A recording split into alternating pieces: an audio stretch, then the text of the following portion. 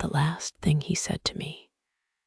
He said, at the bottom of the lighthouse stairs, with the sea going silver behind him and the wind pulling at his coat, "I'll keep the lamp lit," he told me, "every night, so that however far you go, you'll always know the way back." I was young then, and I believed I would be gone only a season. I laughed, and I took his hands, and I told him I would return before the summer roses had finished blooming. I promised him. I remember the exact weight of that promise, the way it sat warm in my chest like a stone taken from the fire. His name was Thomas, and he kept the lighthouse on the point at Kettle Cove, where the land runs out into the gray water and the gulls wheel over the rocks. He was a gentle man, gentle in the way that only very strong people can afford to be. He had hands like harbor rope and a voice as low and steady as the tide. And when he looked at you, you felt as though you were the only lit window on a dark coast. I meant to come back before the roses faded. I want you to know that. I meant every word. But the world, as it so often does, had other plans for me, and one season became a great many, and the road home grew longer than I ever could have guessed. But all of that can wait until the morning, because right now, none of it can reach you. Right now, there is only your warm bed and the soft dark of your room and the slow, steady rise and fall of your own breathing, like a small boat rocking at anchor. So let yourself settle. Let the pillow take the whole weight of your head. Let your shoulders sink down and away from your ears. Let your hands grow heavy and warm. Let your jaw soften. I'm going to tell you the rest of this story slowly and softly, the way the sea tells its own stories to the shore, over and over, in no hurry at all.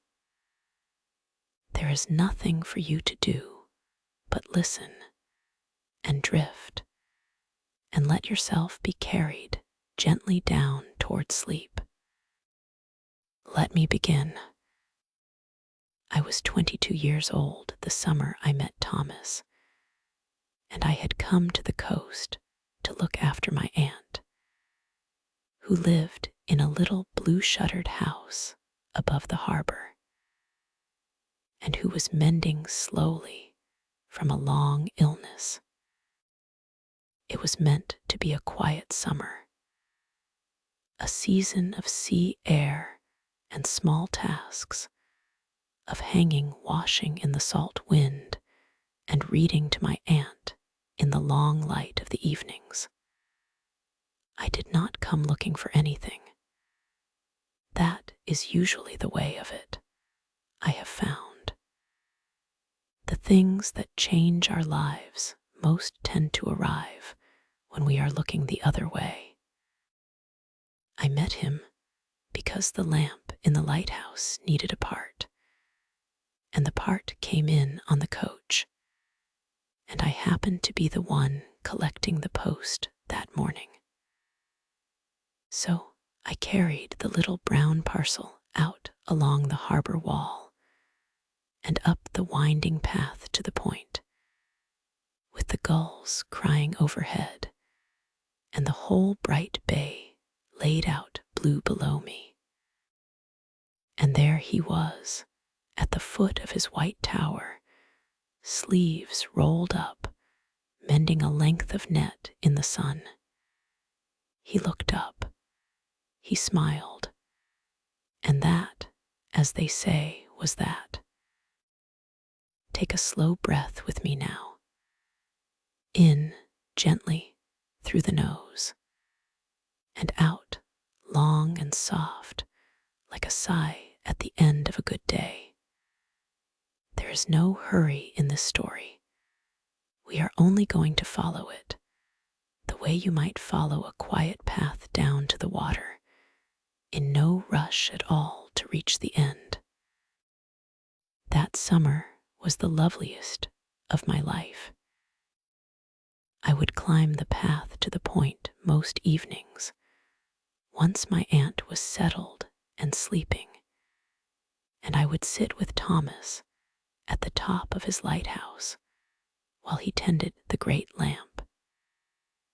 He would tell me the names of the stars and the names of the ships that passed, and the old stories of the coast, of the wrecks and the rescues and the lovers who once walked these same rocks 100 years before us. The lamp room was the warmest place I have ever known. All that brass, polished until it glowed. The soft hiss and turn of the light. The wide dark sea beyond the glass, and the beam sweeping out across it, steady as a heartbeat, keeping the little boats safe in the night. He kept a little kettle up there, on a small iron stove in the corner, and a pot with a brass handle, and 2 blue tin cups that had gone soft and chipped at the rims with years of use.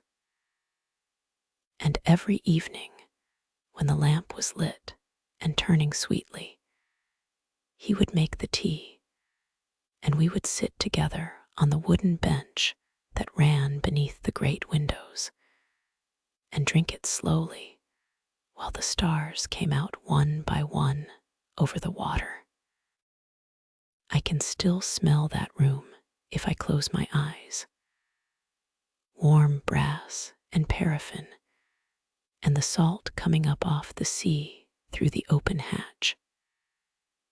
And under it all, the faint sweetness of the honeysuckle that grew wild up the south wall of the tower, that Thomas had never planted and never had the heart to pull, because the bees loved it so, and because, he said, a lighthouse ought to have something soft about it somewhere. Thomas loved that lamp the way some men love the land, or the sea, or a song. It was not just his work. It was his promise to the world. Somewhere out there, he used to say, there is always someone trying to find their way home in the dark. And as long as the lamp is lit, they never have to be afraid. I think I loved him most in those moments. When he spoke of keeping the light for strangers he would never meet, simply because it was a good thing to do. And the world needs its good things kept.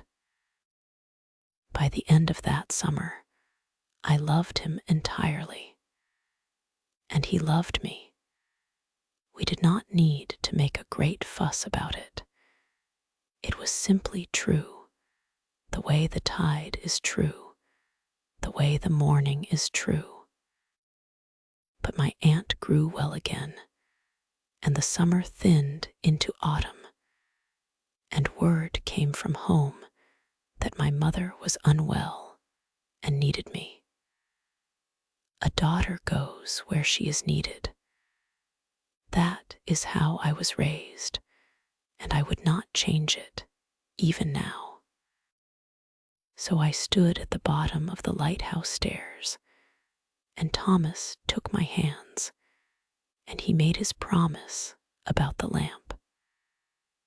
And I made mine about the roses, and I went. Let your eyes close now, if they haven't already. There is nothing more you need to see tonight. Only my voice and the quiet and the slow unwinding of the story, like a rope let down gently into calm water.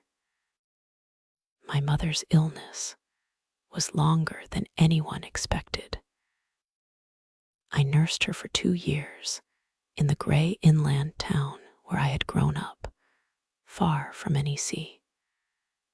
And when she was well again at last, my father's business had faltered, and I stayed on to help him mend it, because that is what you do.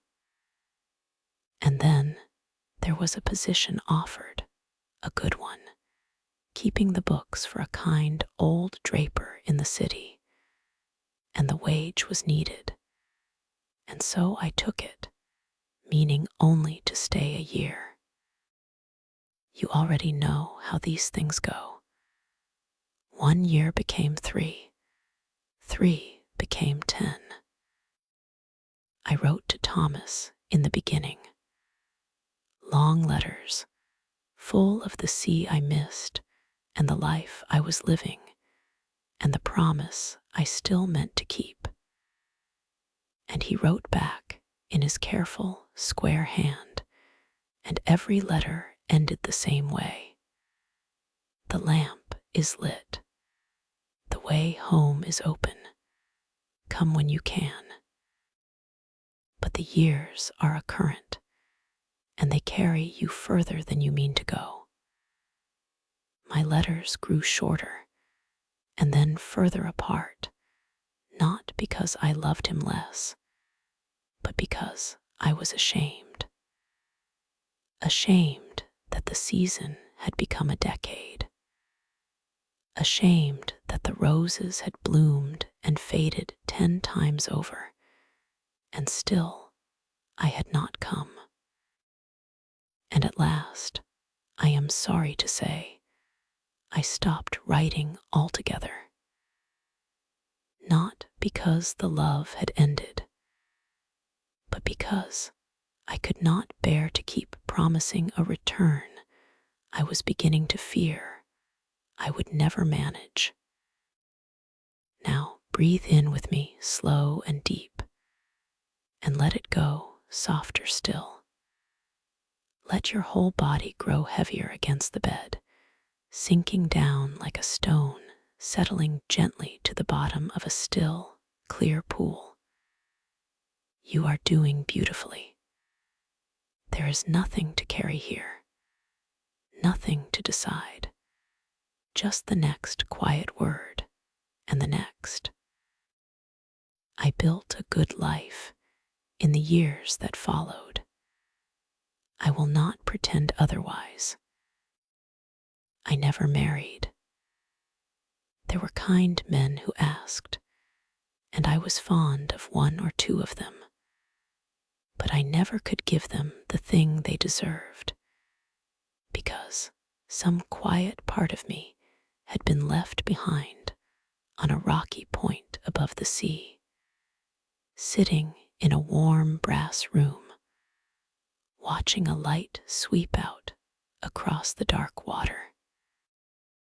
I told myself Thomas would have forgotten me.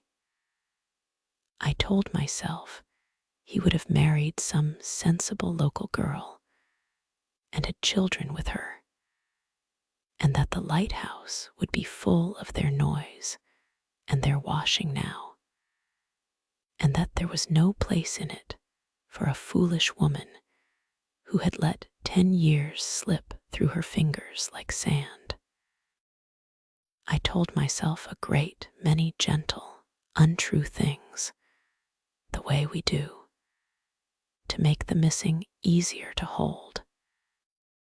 And the years went on. My parents passed, in their time, peacefully, and I sat with each of them at the end. The old draper left me a little money when he died, more than I expected, with a note that said I had been the truest soul he ever employed. And one gray morning, I woke in my small city rooms and realized I was no longer young, and that the life I had built, good as it was, had been built a long way from the one thing my heart had always known to be true. I was not bitter. I want you to understand that. I had loved my parents well and served them well, and I did not regret a single hour I had given them. But I understood at last that a life can be full of duty done kindly and still have a lamplit room at the center of it, waiting. So I did a thing I had been afraid to do for 30 years. I packed a small case, and I went to find out whether the light was still burning. Let yourself drift now. You don't need to follow every word. Let them wash over you like the sound of the sea heard from a warm bed, far off and gentle, rising and falling, asking nothing of you at all. The coach could only take me so far, and then I walked the last miles, as I once had as a girl, along the cliff road with the gulls crying overhead and the great blue bay opening below me, exactly as I had left it, as though no time had passed at all. My heart was going like a bird in a small cage. I told myself not to hope. I told myself he would be long gone, that the lighthouse would be automatic now, or shuttered, or run by some stranger who had never heard my name. And then I came around the last shoulder of the cliff, and there it stood, the white tower on the point, just as it had always been, a little weathered now, a little grayer like me. And it was evening, and the light was failing. And as I watched, holding my breath on the cliff road with my small case in my hand, the lamp came on. It came on the way it always had, a slow, warm bloom of gold in the high glass room, and then the beam, sweeping out across the darkening water, steady as a heartbeat, steady as a promise, keeping the little boat safe, telling every lost soul on the black water that the way home was still open. I put down my case right there on the road, and I wept. I am not ashamed to tell you. I wept the way you weep when something you had given up for lost turns out to have been waiting for you all along. Stay with me now, here in the warm. You are very nearly at the end, and the end is the softest part of all. Breathe in, slow and easy, and out, slower still. Feel the bed holding you completely, so that you do not have to hold yourself up at all. I walked out along the point in the last of the light, and I climbed the winding path with my old heart pounding, and I came at last to the foot of the lighthouse stairs, the very place where I had made my promise all those years before. The door was open. It was always open in the evenings, and I heard from somewhere up inside the tower a low voice humming, an old tune, one he used to hum in the lamp room long ago while he polished the brass. I called his name up the stairwell. Just once. My voice shook so that I hardly knew it. The humming stopped. And after a long moment, I heard slow footsteps on the iron stairs, coming down, unhurried, the way he had always moved, as though the world could wait, because the light was already lit and all was well. And then he was there. Older, yes, his hair gone white, his face lined by 40 years of salt wind. But his eyes were the same, gentle in the way that only very strong people can afford to be. And when he saw me standing there, small and gray and weeping at the foot of his stairs, he did not look surprised at all. He only smiled, that same slow smile from that first bright morning by the harbor, and he said, "There you are. I kept it lit. That is the whole of it. That is the story of the lamp that burned for 40 years, and the promise that was late, so very late, but was not, in the end, broken." We had our evening at the top of the tower, that first night. He made the tea in the same brass-handled pot, in the same 2 blue tin cups, and we sat on the same worn wooden bench beneath the great windows, and the beam swept out across the dark water below us, and we did not say very much at all. There was not the need. Some silences hold more than any words. The honeysuckle was still there on the south wall, gone thick and old now, the way we both had. And the little iron stove still ticked in the corner as it warmed. It was as though the room had simply held its breath for 40 years, keeping everything exactly as I had left it, waiting for me to walk back in and take up my cup again. He had never married. He had kept the light, and he had kept the room, and he had kept, he told me quietly, a small hope, the way you keep a coal banked under the ash overnight, so that in the morning there is still a fire to be found. I asked him how he had known I would ever come, and he said he had not known.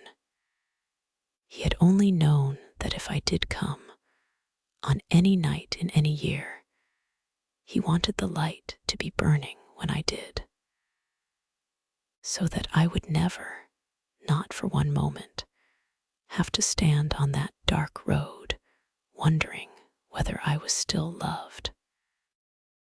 I have lived by the sea ever since. I climb the winding path most evenings still, though more slowly now, and I sit with Thomas while he tends the great lamp, and he tells me the names of the stars, and I tell him about the long years, and neither of us minds that they were long.